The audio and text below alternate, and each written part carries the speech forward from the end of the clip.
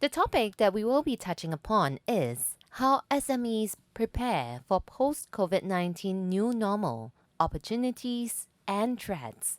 And to tell us more about this particular topic, we have with us Osman Faiz, Chief Information and Operating Officer, AMTD Digital, as well as Swee Siong, EXCO member, Association of Small and Medium Enterprises, ASME, and founder of TrueVA Capital.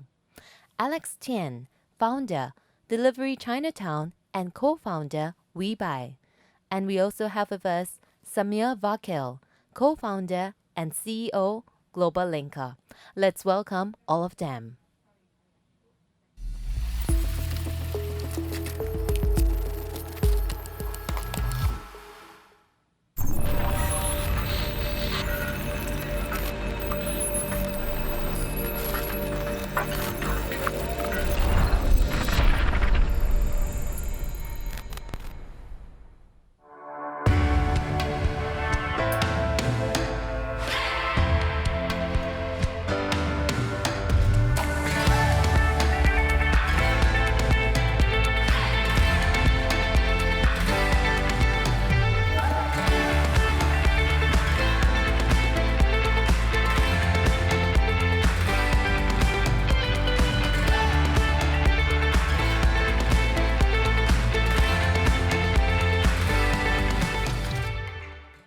Good morning, everybody. My name is Osman Faiz. I'm the CIO and CEO of AMTD Group and your moderator of today's panel. So today's panel topic is how SME prepare for post-COVID-19, new normal, the opportunities and threats. And we have bankers, reps from SME Association, FinTech, and small business owners of this panel. So let me take an opportunity to introduce them. We have Swee Siong, is an EXCO member of the Association of Small Medium Enterprise in Singapore. He's also the founder of TrueVA Capital and digital strategy advisor, investment and training business. Then we have Vakil, is co-founder and CEO of GlobalLinker, a business networking solution co-branded by governments, trade bodies, and leading corporations. GlobalLinker digitizes and connects SMEs and has over 300,000 SMEs from over 150 countries on its platform. It operates local version in India, Philippines, and Thailand, and is soon expanding to have more local country versions, including Singapore. Then we have Alex Tian, founder of Deliverychinatown, which is an island-wide food delivery platform. Alex is also the co-founder of Webuy, which is a leading social e-commerce platform in Singapore. Alex's business approach has been focusing, bringing together platform partners with hundreds of SMEs, restaurants, suppliers, and logistic partners to support their business with e-commerce and help them to adopt digital channels. Firstly, I would like to open with a question to Swee. Swee, based on your observation of SMEs in Singapore, what are the needs and pain points and how things have changed during COVID-19 and what do you think have moving back to the new normal would be like?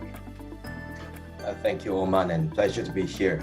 So I think first off, SMEs cuts across multiple industries and are at various stages of maturity, right? So as such, the impact of COVID is felt very differently across the whole spectrum of SMEs.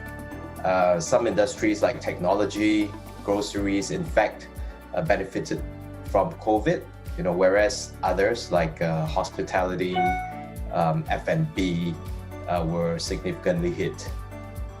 But perhaps we could dissect this from the perspective of the three strategic thrusts which SME has been focusing on. Right, so these are number 1, digitalization, 2, internationalization, and 3, human capital. So for digitalization, the pandemic has actually highlighted the urgency for many SMEs to digitalize their business. And those that have done so prior to the pandemic could actually see the benefits. So take the case of one of our members who started selling fishing accessories online.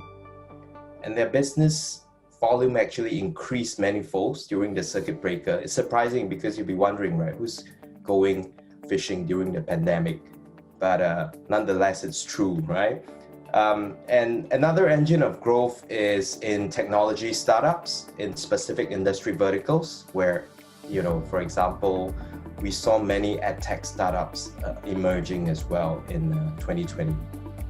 Now, for the second thrust, internationalization, many trade shows has been cancelled, and this obviously impacted SMEs who are used to such channels for their international business development. But for some service businesses, take let's say training, for example, the pandemic has actually created new opportunities for them to extend their reach overseas, as remote training now becomes a new accepted norm. And let's look at the last one, human capital. So SMEs have always struggled with attracting talents, but this pandemic has actually created a displacement of the local talent pool. So more university undergrads are finding it more difficult to find job placements or even internships in big companies. And this creates opportunity for the more forward-looking SMEs who are less impacted by the pandemic to acquire talents. Now let's be real, right? There will be many casualties. Some might already be on life support extended through the many government interventions introduced during COVID. And once that's lifted, they could face an eventual demise. But the key takeaway is this: SMEs who are able to leverage technology to overcome challenges or even to capture new opportunities that's arising from the pandemic, they will be better placed to emerge stronger. Oh, definitely. Thanks for your insightful inputs. Let me flip to Alex. In your experience, Alex, understand you are having both roles. Your businesses are fast growing, and you're also trying to service merchants and small businesses. What are your sharing about COVID-19 challenges and opportunities that you see, Alex? Yeah, thanks, Osman, and glad to be here. Me and most of my partners are all SMEs. The pandemic has impacted us in all aspects and brought a lot of changes in the way we are doing business. I would like to summarize our situation into 3 key sharings based on my own experience. Reform, reinvention, and new competition. Firstly, the whole supply chain in the FMCG industry is reformed due to this COVID-19, driven by this COVID-19 and especially the lockdown period. I can see some very, very big factories. Previously, they only do wholesale business, now already changed to adopt the new opportunities and start their shops and open their business to the end consumers.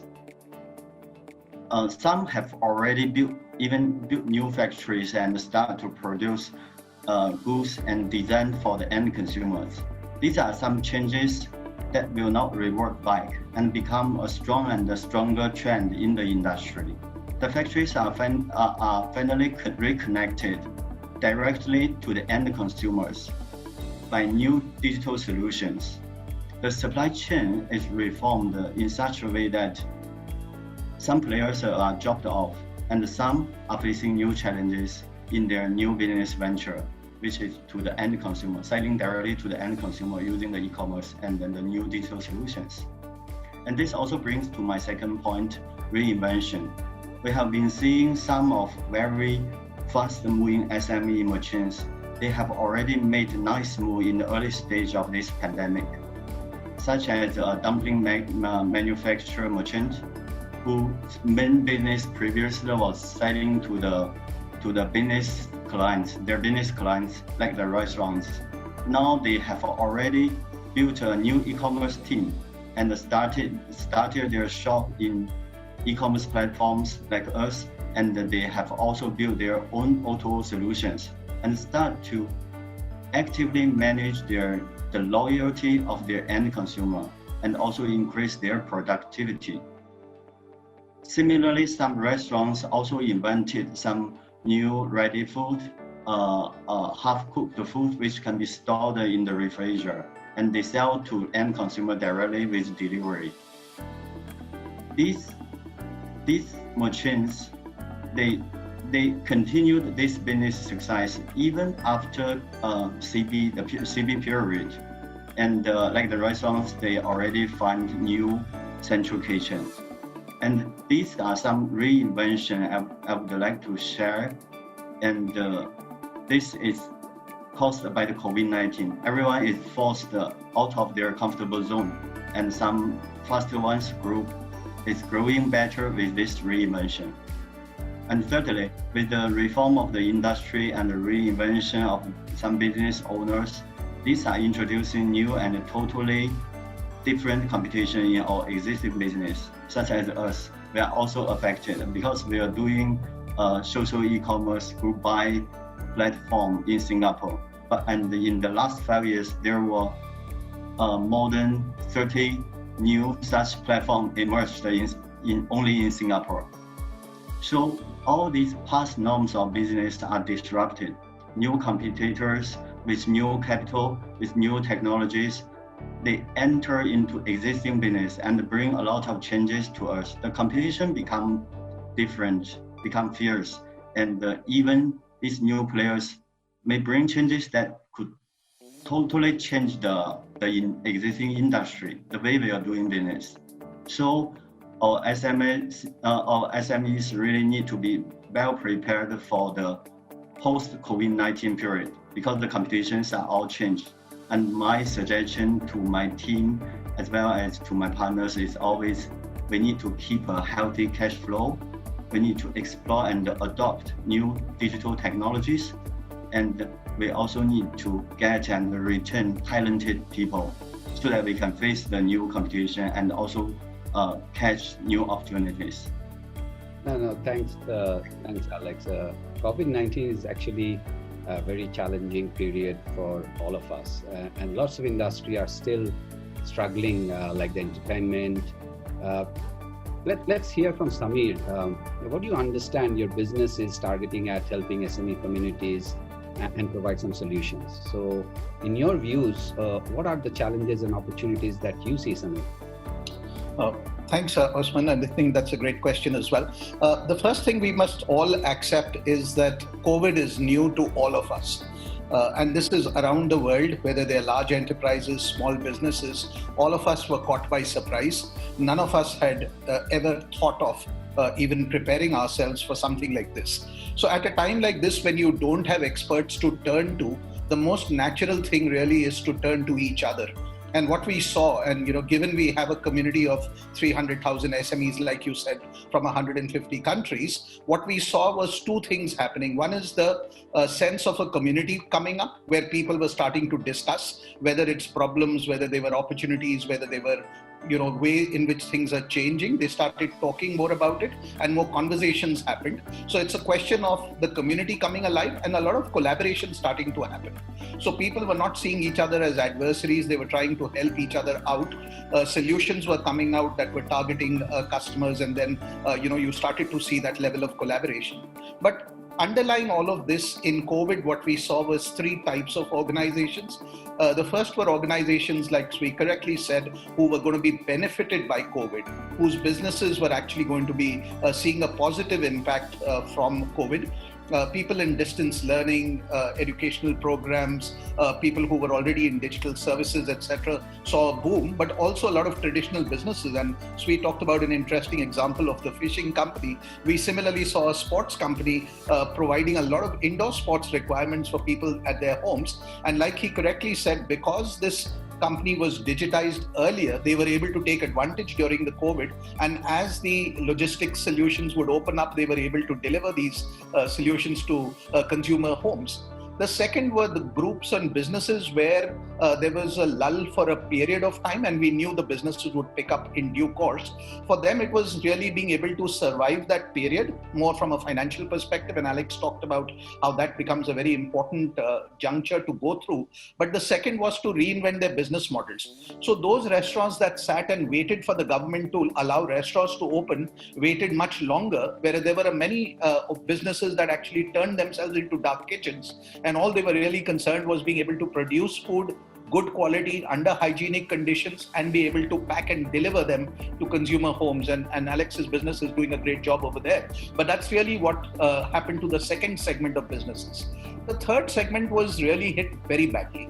So not only were their cash flows hit, customer traffic came to a grinding halt, their business models were under question, whether they would revive, or even if they did revive, would they revive in the same manner?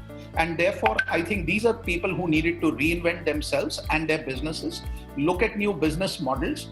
The good thing is the pandemic is also coming up with huge opportunities, whether it is the way a grocery store probably ran its business versus how they are likely to do tomorrow.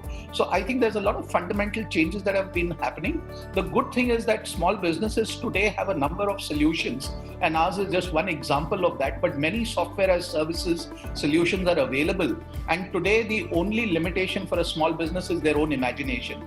So one, if they stay waiting for events to happen and for things to return to normal, I would think that would be a very hard proposition, and a lot of them will discover the hard way that really won't necessarily work. No time better than now to not really relax, but to think of ways of reinventing oneself. Look at solutions that are available around us. It's not as hard as it may have been in the past to reinvent yourself. So people with open minds will really take advantage. Over a period of time, I would expect businesses to really grow. Most small businesses will flourish, but those will flourish, the ones who are able to reinvent themselves at this time and accept the new normal, as well as be very, very agile during this period. No, thank you. Very helpful, Samir. These are really insightful sharing. I think we got to look more forward, all said and done that has happened. How do we get back to normal? And as you have suggested, that this is the new normal. So let me get into a little different question that any of you, or maybe Swee can answer that to start. How long do you think that it will take for business sentiments to come back, and before SMEs can find their way back, if I may say, and what should be they doing in the meantime? That government has also talking about perhaps withdrawing some of the financial support eventually. So it'll be good to hear from you, Swee, your views on this. Sure, yeah. So these are my personal views only, right? That I guess business sentiments are starting to look better with the announcement of positive results from the vaccines, right? But I suppose things will sort of get better when the vaccines are distributed out there, and a broader population is able to reopen its economy, right? But how long that's going to take, it could be 6 months, it could be 12 months, right? So in the meantime, I think as Samir has mentioned earlier, SMEs can't afford to just wait, right? They do have to think about emerging stronger by reinventing themselves, deploying digital tools, right? So that's my perspective. I think you are correct. Obviously, this is the time of getting digital, being more open and inclusive. Let me try and get the understanding from Alex. What do you think? For me, actually, similarly, I also think go digital is the most important approach that the SMEs need to adopt. Yeah, because looking at the new norms in the business, everything changed, and the government support won't be there forever, and we need to increase our productivity, and we also need to use new technologies to connect to our end consumers, to our customers, and create ties with them and keep our business growing and sustainable. Yeah, I think that is very important. Also, and also looking at the growing of the e-commerce due to this COVID-19. I think the growing of the e-commerce and the logistic and the payment support are also very important. I think we are also looking for some more technology solutions from the fintech, especially when we are looking at expanding our business into other areas in the Southeast Asia. Yeah. So before the time is short, 20 minutes, I guess we have come to the last leg. Quickly, Samir, how do you think the financial institution fintech players can help SMEs to find their feet and grow once the pandemic is fully over? Yeah, I think traditionally banks and other financial institutions have always looked at customers coming to them with their requirements. I think just as we've talked about SMEs having to change, I think banks and financiers also need to change. Until now, it was always about supply chain finance. It was about trade finance. I think now it is about trade and it's about supply chain. Finance will follow from there. I think the first thing organizations need to do is to be proactive, reach out rather than wait for customers to come to them. Create new product solutions and create the ability for SMEs to be able to access better solutions faster. And financing also has to reinvent itself. So I think it's time for everyone to reinvent themselves, not just SMEs, but institutions that deal with them as well. So it's a mindset change. From a timeline perspective, those who wait will probably wait for a long time because there is a fundamental behavioral change. Consumption is the same. The manner of consumption will change. So I think it's reinvention is the key word right now. Thank you very much. I think we have come to the end of this session. So I just wanted to thank Swee, Samir, and Alex for sharing your thoughts. Really very helpful and insightful. Thank you very much.